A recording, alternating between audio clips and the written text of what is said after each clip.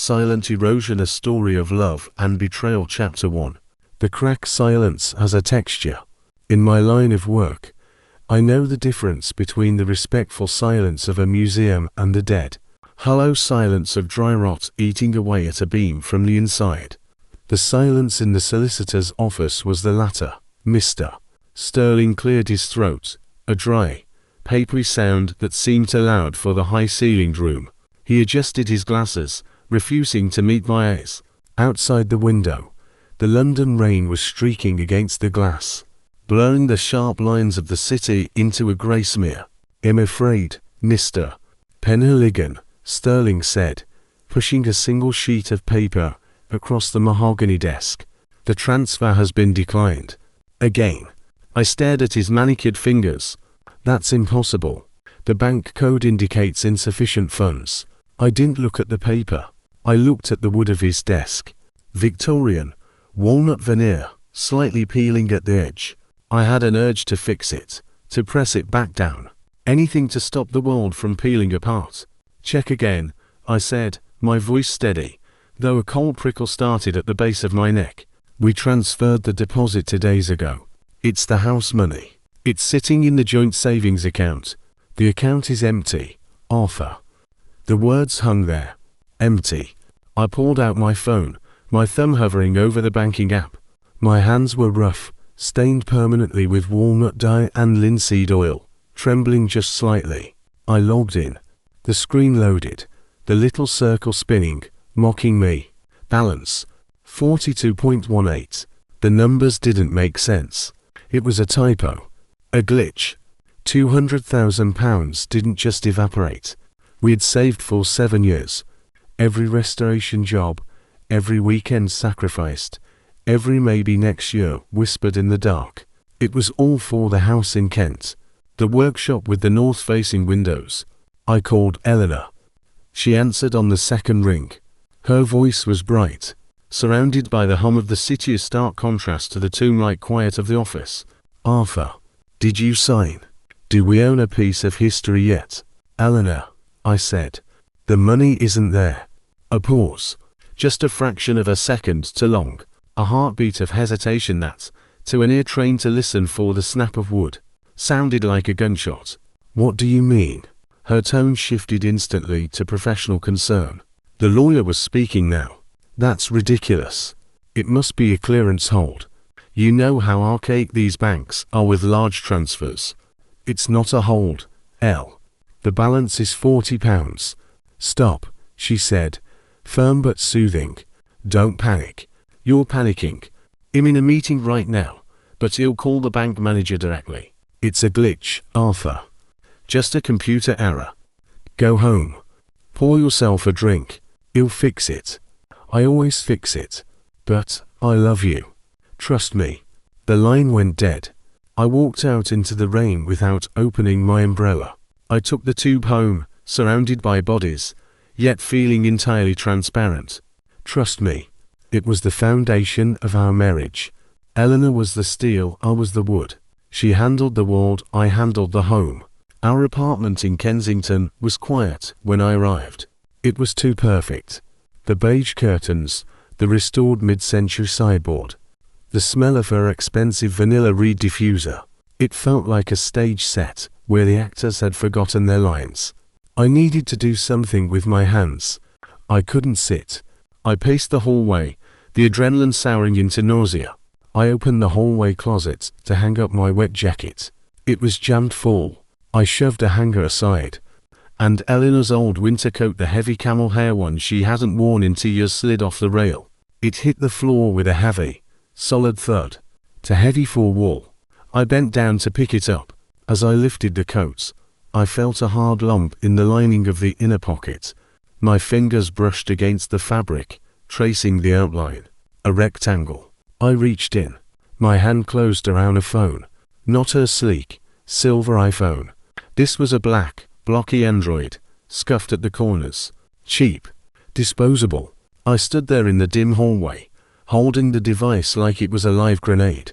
Why would Eleanor have this? A backup. A work phone I didn't know about. I pressed the side button. It wasn't passcoded. The screen flared to life. Harsh blue light illuminating the dust motes dancing in the air. There were no apps. No contacts. Just a single thread of text messages. The phone vibrated in my hand, startling me so badly I almost dropped it. A new message had just arrived. Sender. K. Message. Do they know? We need more time. Please tell me you didn't send it all yet. I stared at the screen until the letters blurred. The coldness that had started in my neck at the solicitor's office now spread through my chest, freezing my lungs. This wasn't a glitch. This wasn't a banking error.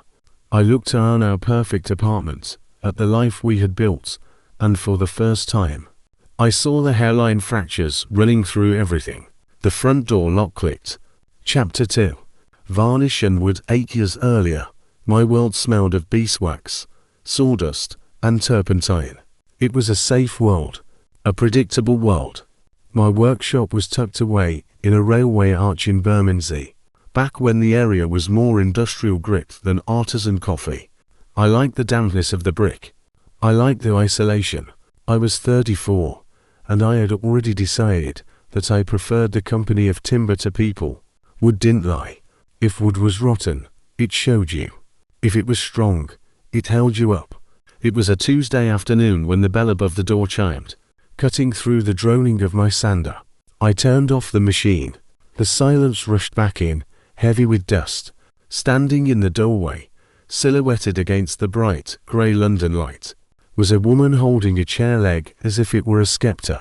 I was told, she said, her voice clear and carrying a melody I wasn't used to hearing in this arch, that you are the man who fixes hopeless causes.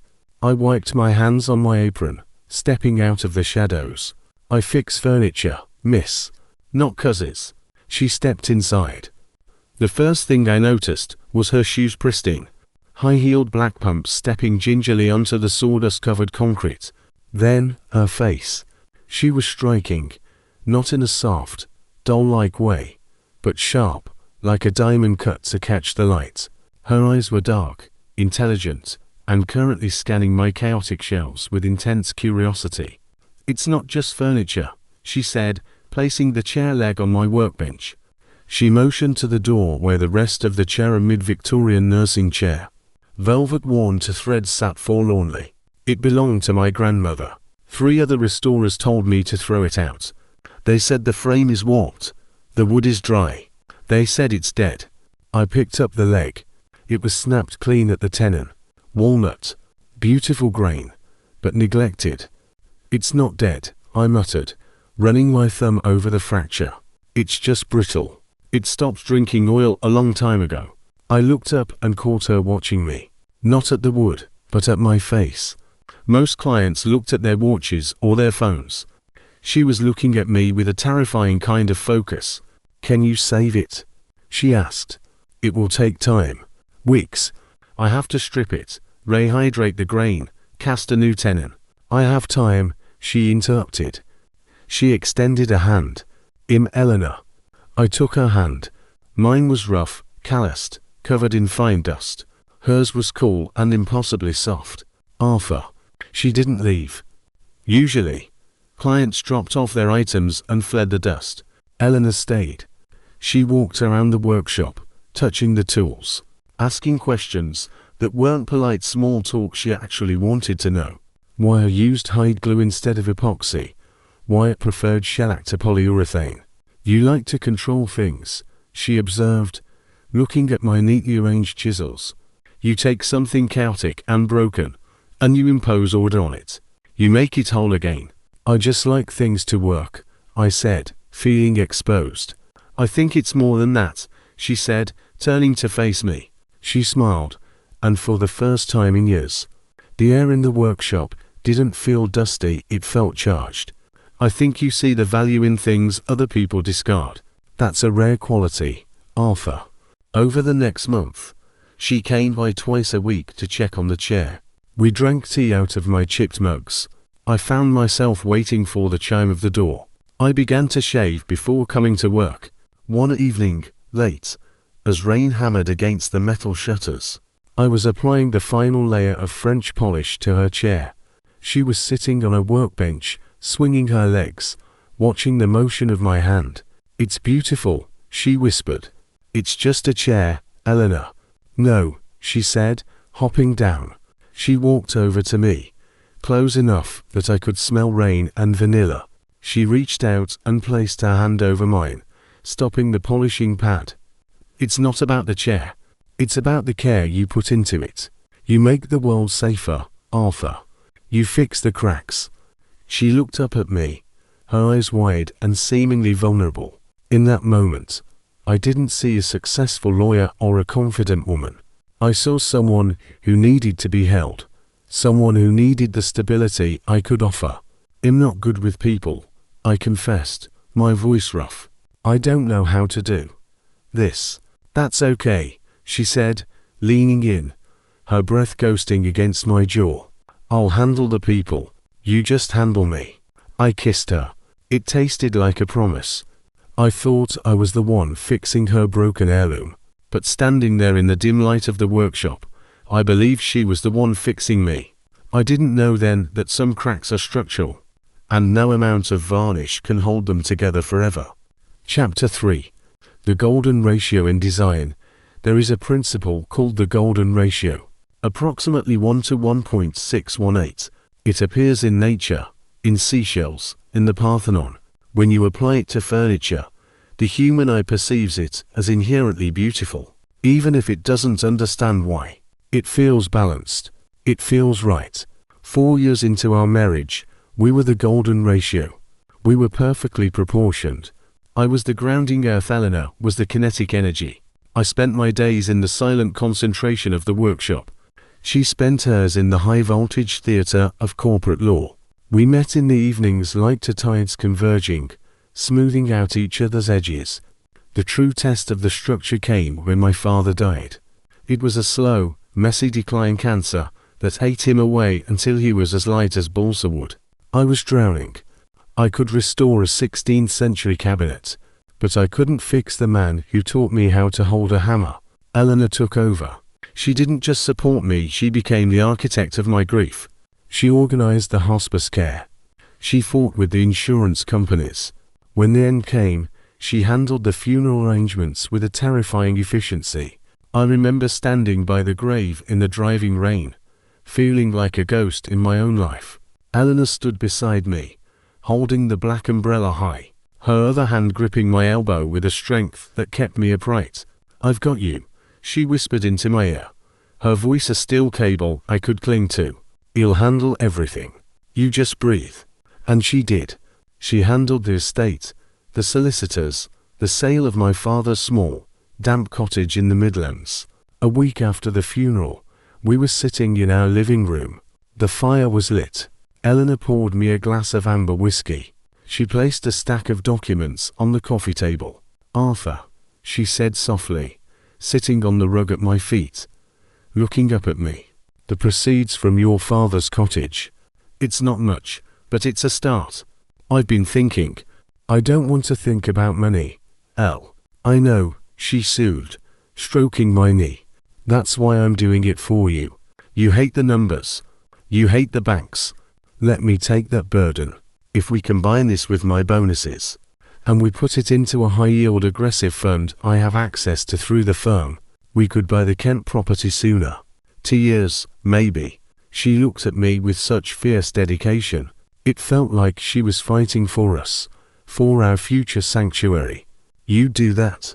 I asked. "Manage it all. I'm a shark, remember?" She smiled, a flash of teeth that I found charming then. "I eat paperwork for breakfast. You create beauty, Arthur. Let me build the fortress to protect it." I signed the papers. I transferred the inheritance. I handed over the passwords to my personal savings because it felt like the ultimate act of intimacy. Total trust. I felt lighter, unburdened. I didn't notice the way she exhaled when I signed, not a sigh of relief, but the sharp intake of someone defusing a bomb.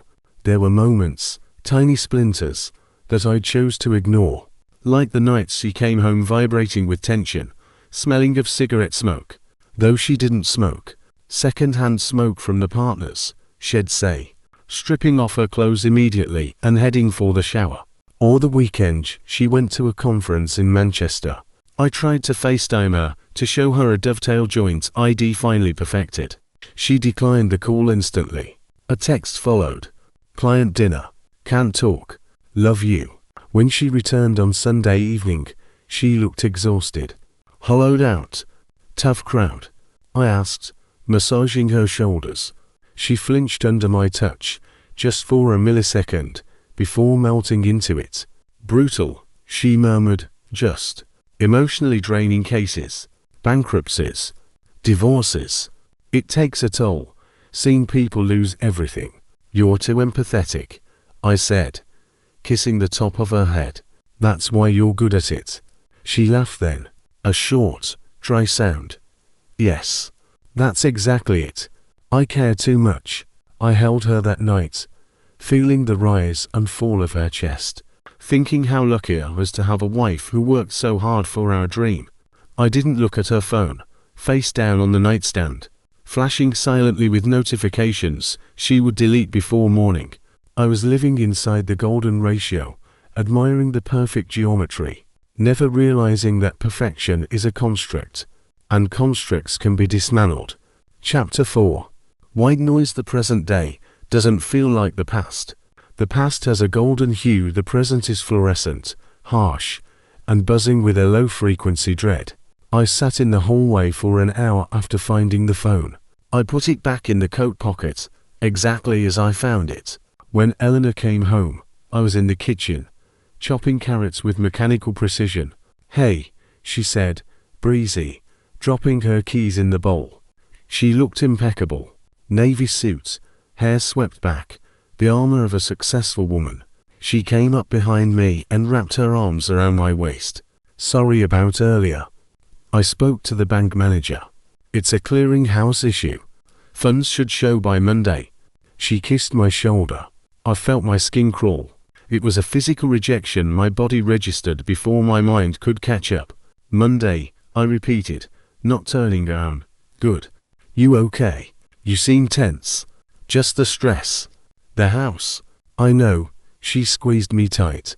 But we're almost there. Pour me a glass. I poured the wine. I watched her drink it. I watched her scroll through her iPhone, laughing at a meme a colleague sent. She was acting normal. That was the most terrifying part. If she was panicking about the missing money or the text from Kay, she showed no sign of it. She was a virtuoso. That night, I lay awake staring at the ceiling. Elena slept soundly beside me, her breathing rhythmic and deep. I got up. I went to the hallway closet. I took the cheap Android phone. I went to the bathroom and locked the door, turning on the shower to mask any sound. I opened the text thread again. I scrolled up. It went back months. September 12th. Transferred 5K. That's the last of the monthly budget. I can't give more. Response. You know that's not enough. The interest is piling up. October 4th. Arthur is asking about the holiday fund. I had to tell him we invested it. I need you to back off for a week. Response. I don't care about Arthur. I care about the debts. November 15th. Has suspicious. I need to see you. Same place. Response.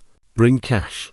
My hands were shaking so hard, I almost dropped the phone into the sink. It wasn't just Kay. There were references to locations. The Royal Oak. The clinic on Harrow Road.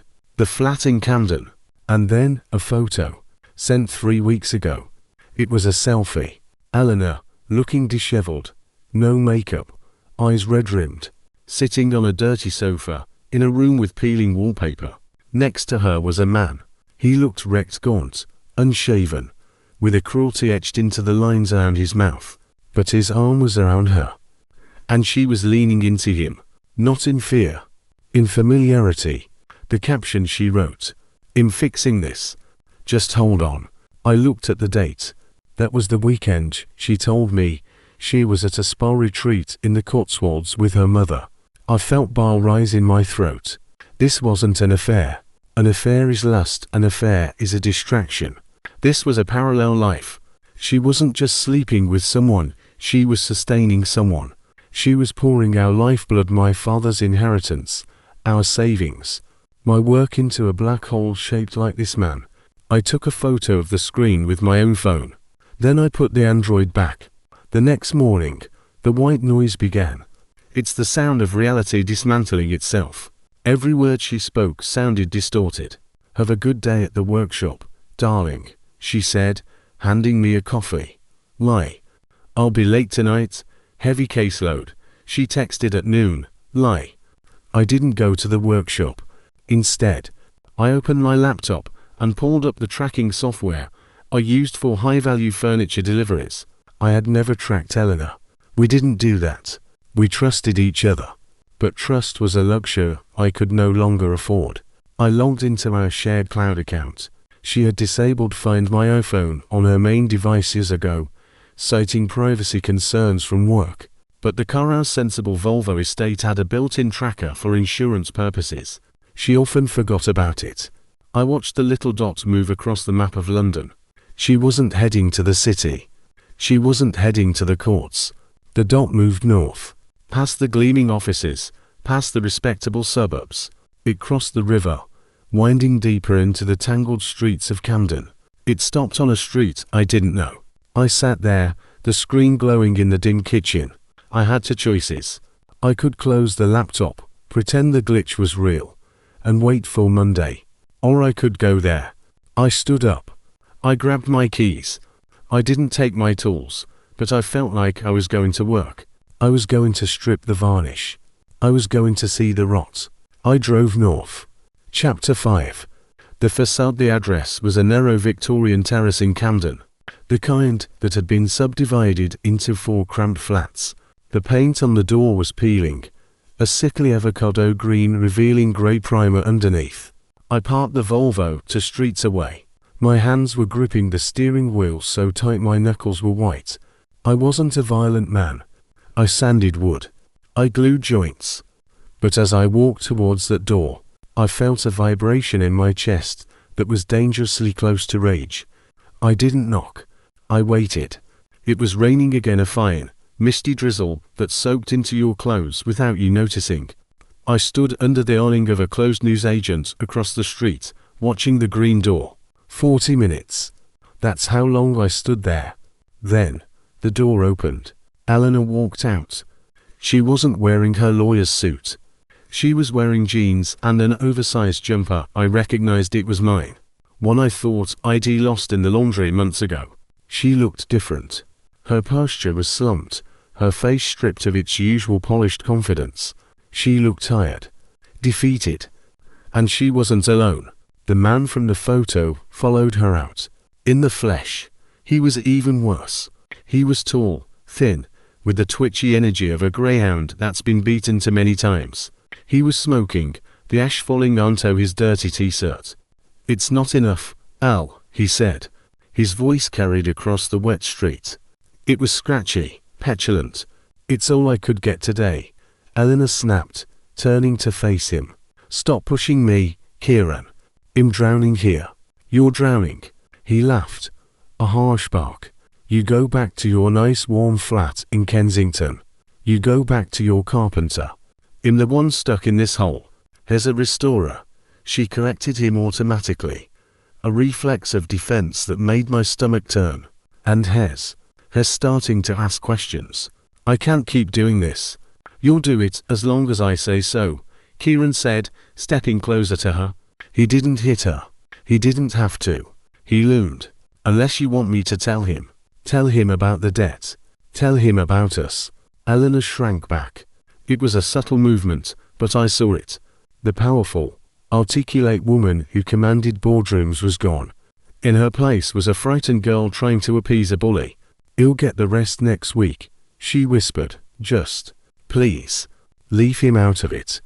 She handed him an envelope. A thick, brown envelope. I knew what was inside. Cash. My workshop rent. The deposit for the timber yard. She turned and walked away, head down, hurrying towards the tube station. She didn't look back. Kieran watched her go, then tucked the envelope into his waistband and spat on the pavement before retreating inside. I didn't follow her. I crossed the street. I walked up to the green door and pushed. It was unlocked. The hallway smelled of damp and stale tobacco. I climbed the stairs to the first floor, where I'd seen Kieran enter. I hammered on the door. "Forgot something, did you?" Kieran's voice came from inside. He opened the door, a smirk on his face that vanished the second he saw me. "I'm not a small man." Moving oak wardrobes builds shoulders. Kieran was weary, wasted. "Who the F? I'm the carpenter," I said, and I pushed past him into the flat. It was a squalid mess. Take-out boxes, empty bottles, clothes strewn everywhere. But on the mantelpiece, amidst the filth, was a framed photo. It was Elena, younger, maybe 22. She was laughing, hugging Kieran. They looked happy, reckless. "Get out," Kieran snarled, trying to regain bravado. "You have no right." "How much?" I asked. I didn't look at him. I looked at the room. A flat-screen TV that was bigger than ours. A high-end gaming console. Designer sneakers kicked in the corner. My money. Our future. It wasn't going to debts. It wasn't going to a sick relative. It was funding this parasite. "How much has she given you?" I turned to him. Kieran laughed again, but his eyes were darting to the door. "She gives me what she owes me. We have history, mate. Real history. Not the little playhouse she built with you. She's my wife." "She was mine first," Kieran sneered. "And she never really left. She feels guilty. See, she made it out. Became a big shot lawyer. Left me behind in the gutter. But she knows. She knows she's just one bad day away from being me. So she pays. She pays to keep the past quiet." He picked up a pack of cigarettes, his hand shaking slightly. "She loves you, in her way," he added, almost casually. "You're her safety net, her little retirement plan. But she comes here when she needs to breathe, when she needs to remember who she really is." He blew smoke in my direction. "You're just the furniture, mate. Nice to look at. Useful. But in the house." Something snapped. Not a loud snap. A quiet, structural failure. I didn't hit him. He wasn't worth the energy. I looked at him with a sudden, profound disgust, not just for him, but for her. For the lie. "Keep the money," I said quietly. "What?" "Keep it. The envelope. The TV. All of it." I walked to the door. "It's the severance package," I said. "Because she's fired." I walked out into the rain. I felt lighter. Terrifyingly, numbly lighter. The golden ratio was gone. The varnish was stripped. Now, all that was left was to burn the wood. Chapter 6. Splinters. I didn't pack her bags. That would have been too dramatic, to click. I simply sat at the dining table, the surface of which I had sanded by hand 3 years ago, and waited. The apartment was dark. I hadn't turned on a single light. The street lamps outside cast long, skeletal shadows across the floor. At 8:15 p.m., the lock turned. Elena bustled in, bringing a gust of cold air and the rustle of shopping bags. She flipped the switch, flooding the room with artificial warmth. "God, it's freezing out there," she announced, her voice pitched a little too high. I stopped at Mark's on the way back. "Got those steaks you lick?" She stopped. She saw me sitting at the empty table. No placemats. No wine. Just me, staring at her. "Arthur, why are you sitting in the dark?" "I met Kieran," I said. The bags dropped from her hands. A bottle of wine shattered inside one of them. A dark stain spreading rapidly across the paper, leaking onto the oak floor. Neither of us moved to clean it up. Her face went through a terrifying transformation. The color drained away, leaving her gray and waxy. The confident lawyer vanished. The terrified girl from the workshop appeared. But this time, I knew it was a performance. Or maybe it wasn't. Maybe panic was the only honest thing left in her.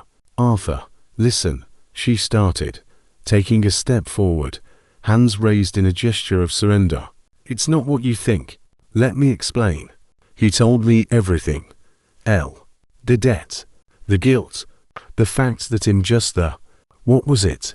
The safety net. He's a liar. She cried, her voice cracking. He's a sick, manipulative addict. You can't believe a word he says over me. I'm your wife. I saw the bank transfers, I said, my voice dead level. I saw the messages on the burner phone in your coat. I saw you with him. She froze. The denial died in her throat. She looked at the spreading wine stain. I had to, she whispered.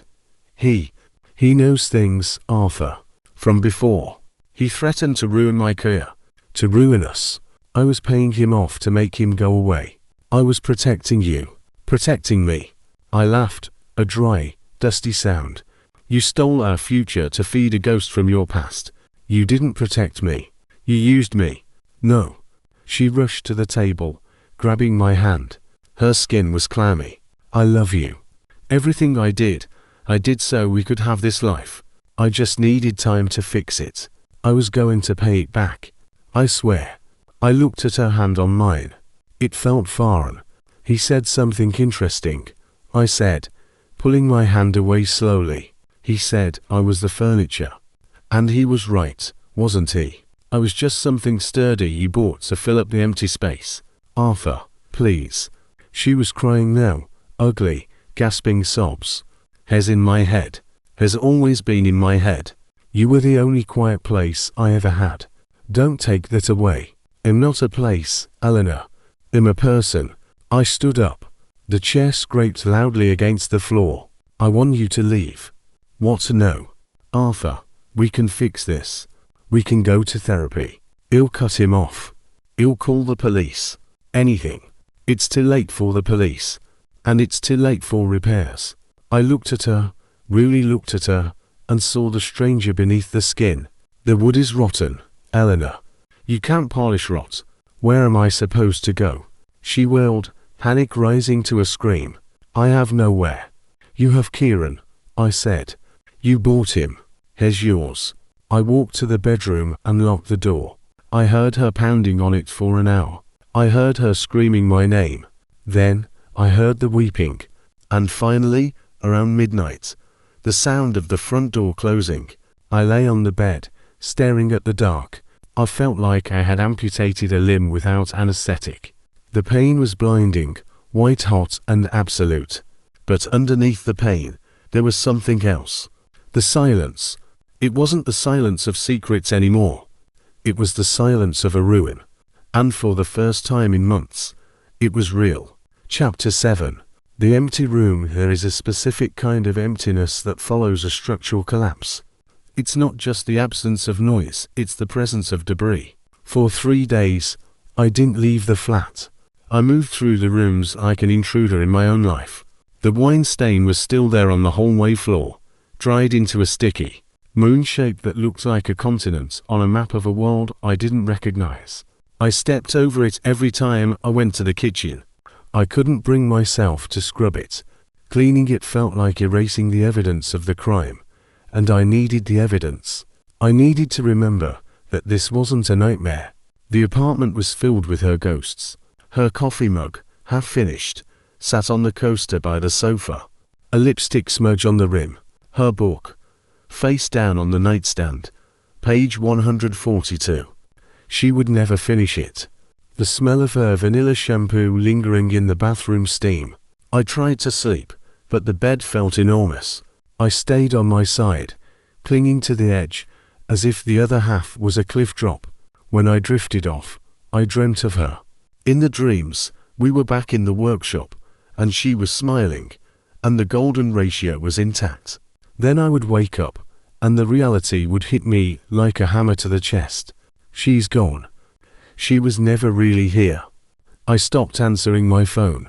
It buzzed incessantly. Calls from her. Texts. Arthur, please. I'm staying at a hotel. We need to talk. I'm sorry. I turned it off. On the 4th day, I ran out of food.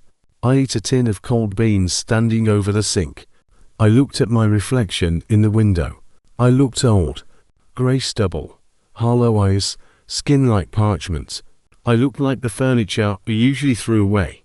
I wandered into the living room and sat in the armchair she had bought for my 40th birthday.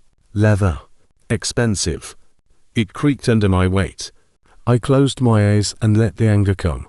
It wasn't the hot, white rage of the confrontation. It was a cold, heavy sludge.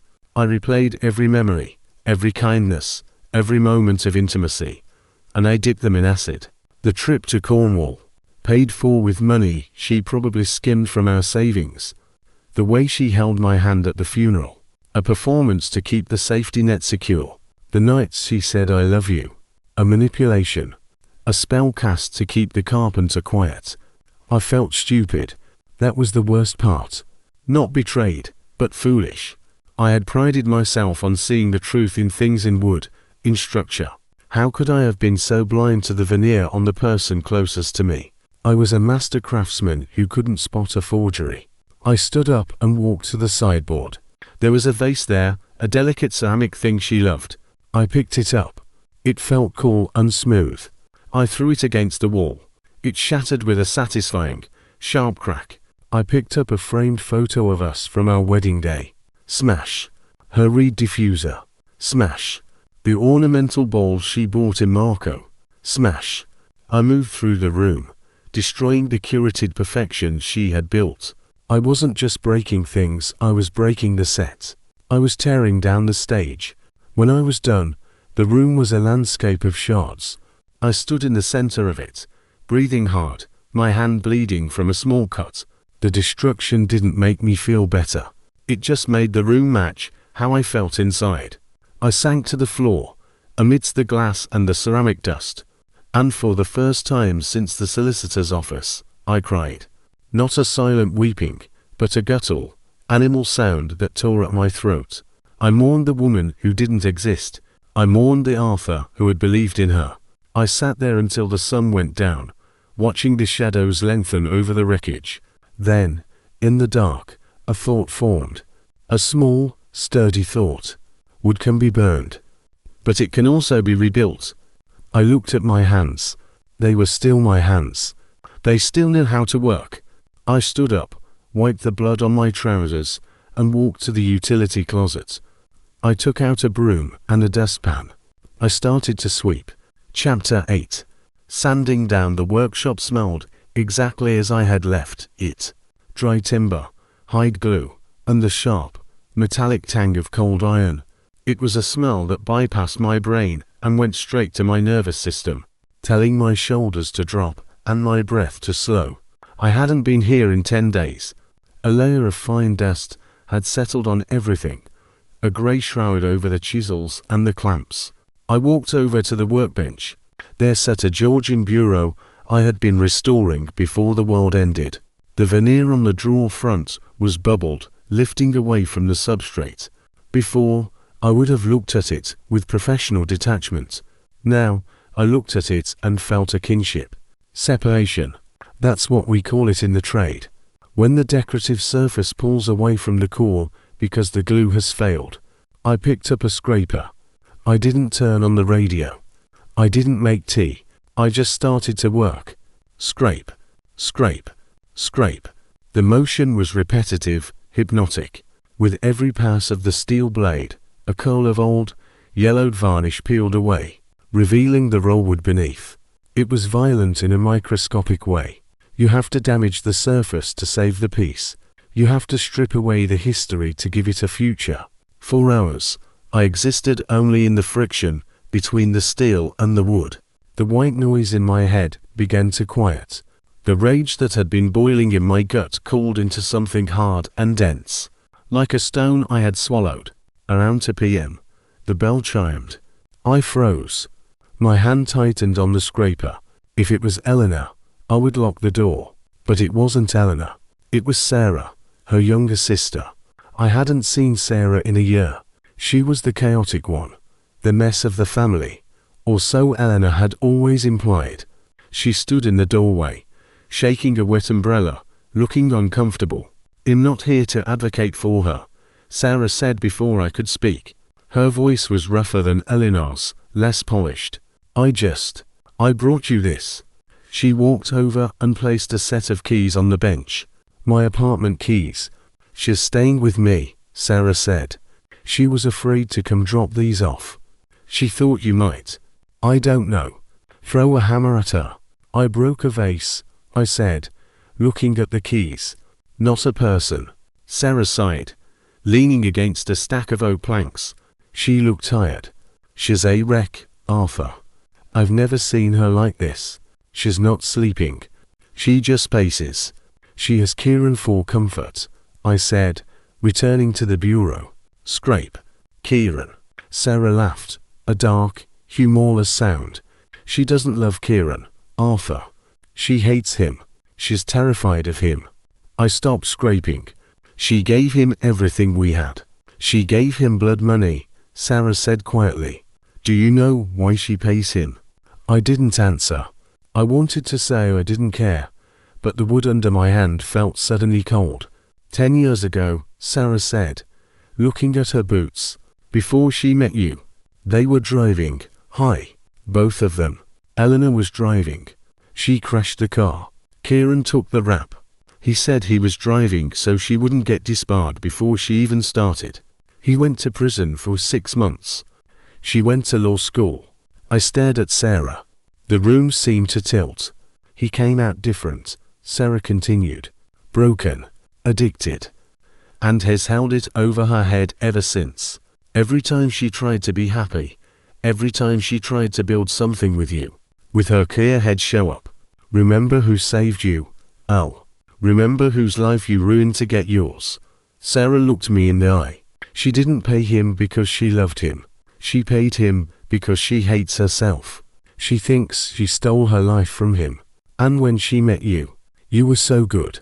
So clean. She wanted to be that good. She thought if she could just keep Kieran quiet, she could be the person you thought she was. I looked down at the bureau. The rollwood was exposed now, pale and vulnerable. She lied to me every day for 7 years, I said. My voice was steady, but the anger was different now. It wasn't the hot fury of betrayal. It was the heavy, crushing weight of pity. I know, Sarah said. She pushed off the planks. And that's unforgivable. I'm not asking you to take her back. I wanted you to know that the love wasn't a lie. The fear was the lie. The love was the only real thing she had. Sarah turned to leave. I'll tell her you're alive. The door chimed again as she left. I stood there for a long time. I looked at the scraper in my hand. I finally understood the structure. Elena wasn't a villain plotting a heist. She was a woman trapped under a collapsed beam, holding it up with one hand and trying to caress my face with the other. It didn't change the outcome. The money was gone. The trust was pulverized. The marriage was dead. But as I looked at the stripped wood, I realized I didn't hate her anymore. Hate requires energy. Hate requires engagement. What I felt was a profound, hollow sadness. She was broken beyond my ability to fix. I was a restorer, yes. But some rock goes too deep. Some wood is just too worm-eaten to hold a screw. I picked up a piece of sandpaper. I began to smooth the rough edges of the drawer. Back and forth. Back and forth. I wasn't fixing the bureau for her. I wasn't fixing it for the client. I was fixing it because it was the only thing in the world I could control. I was sanding down the jagged edges of my own life, preparing the surface for whatever came next. Chapter 9. The framework. We met in a coffee shop near Blackfriars. It was neutral ground, impersonal, noisy, filled with the clatter of porcelain and the drone of strangers' conversations. It was the kind of place where nothing of consequence is supposed to happen. I arrived 10 minutes early. I ordered a black coffee and sat by the window, watching the Thames churn grey and restless under the bridge. When Elena walked in, I almost didn't recognize her. The Elena I knew was all sharp angles and high contrast colors, black suits, red lips, white smile. The woman who walked through the door was blurred. She wore a grey raincoat and flat shoes. Her hair, usually a glossy shield, was pulled back in a messy knot. She looked smaller. Without the architecture of her lies to hold her up, she seemed to have physically shrunk. She saw me. A flicker of panic crossed her face, followed by a resigned slump of her shoulders. She walked over and sat down. She didn't take off her coat. Arthur, she said. Her voice was brittle. Elena, I placed the envelope on the small, round table between us. It contained the separation agreement. It was a simple document. There was very little to divide. The house money was gone. The savings were gone. All that was left was the equity in the Kensington apartment, which we had agreed to sell. She looked at the envelope, then up at me. Her eyes were red-rimmed, devoid of the spark that had once captivated me in a dusty workshop. "Sarah told me she saw you," Elena said, her hands twisting a paper napkin into a tight rope. "I wanted to tell you about Kieran, about the accident. I wanted to tell you myself." "It doesn't matter," I said gently. She flinched, as if I had shouted. "How can you say that? It explains everything. It explains why I was the way I was. It explains the cracks," I said. "It doesn't fix the foundation." I took a sip of coffee. It was bitter, grounding. "I'm not here to judge you, Elena. I'm not here to yell. I'm just here to finish it." She looked at me with a desperate intensity. "I can pay it back. It will take years, maybe decades. But I will pay back every penny, Arthur. I'll sign whatever you want. I'll live in a bedsit. I swear." "I know you will," I said. And I believed her. She was a lawyer, she understood debt. But she didn't understand the currency I dealt in. "But you can't pay back the 7 years. That's the sunk cost." I slid the papers toward her. "I've instructed my solicitor not to press for fraud charges regarding the transfers," I said. Her mouth opened slightly. She had expected war. She had expected me to destroy her career, to expose her to her firm, to drag her through the mud as she had dragged me. "Why?" she whispered. "Because I don't want to carry you anymore," I said. "If I destroy you, I have to keep thinking about you. I have to be angry. I have to be your victim. I don't want to be a victim. I just want to be free." She stared at me, tears silently tracking down her face, dripping onto her grey coat. "You really don't love me anymore," she said. It wasn't a question. It was a realization. "You don't even hate me." "Hate takes effort," I said. "I'm tired, Elena." She picked up the pen. Her hand shook, the nib hovering over the signature line. "I really did want the house in Kent," she choked out. "I really did want to watch you work in that north-facing window. That part wasn't a lie. I wanted that life. I wasn't good enough for it." "You were building on sand," I said. "It was never going to hold." She sighed. The scratch of the pen against the paper was the loudest sound in the room. It was the sound of a structure finally collapsing, not with a bang, but with a sigh. She pushed the papers back to me. She looked at me one last time, searching for a glimmer of the man who used to look at her with adoration. But I was just a carpenter looking at a job that had gone wrong, assessing the damage, and walking away. "Goodbye, Arthur," she said. "Goodbye, Elena." I watched her walk out. She didn't look back. She merged into the grey crowd on the street, just another figure in the London rain. I sat there for a long time. I looked at the signature. The ink was still wet. I felt a strange sensation in my chest. It wasn't happiness. It wasn't relief. It was simply the feeling of weightlessness. The roof had fallen in. The walls had crumbled. But I was standing in the open air. The view was desolate, but it was mine. I finished my coffee. I put the papers in my bag. I stood up. It was time to find a new blueprint. Chapter 10. New blueprint 6 months later. The light in Kent is different. It's softer than London light. It doesn't bounce off glass and steel, it soaks into the earth and the brick. I bought the house. Not the one we had looked at together. Not the grand Georgian rectory with the sweeping drive. That house belonged to a different life, a ghost story. I bought a small, semi-detached cottage on the edge of a village called Y. It was a wreck. The roof was sagging, the windows were rotted through, and the garden was a jungle of brambles. The surveyor called it uninhabitable. I called it honest. It took every penny from the sale of the Kensington flat, minus the debts I absorbed to clear the slate. I have no savings left. I have no investments. I drive a 10-year-old van, but I have the deed in my pocket, And the silence here is real. I stood in what would be the living room. The floorboards were up, exposing the joists. The air smelled of wet plaster and potential. I set up my workbench in the back room. It faced north, just like I always wanted. The light was cool and consistent, perfect for seeing the true color of wood. I was working on a sash window frame. It was local oak, tough and stubborn. I planed the edge, watching the shaving curl up like a ribbon. SHHHK. SHHHK. My phone buzzed on the bench. I ignored it. It wasn't Elena. She hadn't called since the coffee shop. I heard through a mutual acquaintance that she had moved to Manchester, taken a job at a smaller firm, something low profile. Kieran was apparently out of the picture, back in prison or gone. I didn't ask for details. I didn't need to know where the debris had landed. The phone buzzed again. It was a client, a new one, someone who heard I was good with hopeless cousins. I picked it up.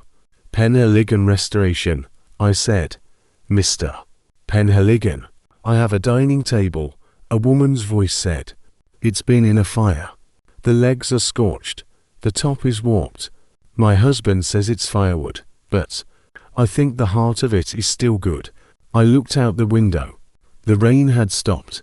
The clouds were breaking, revealing a patch of pale, washed-out blue. A single ray of sun hit the wet grass in the garden, making the brambles glitter. Don't throw it out, I said. Bring it to me. I'll take a look. I hung up.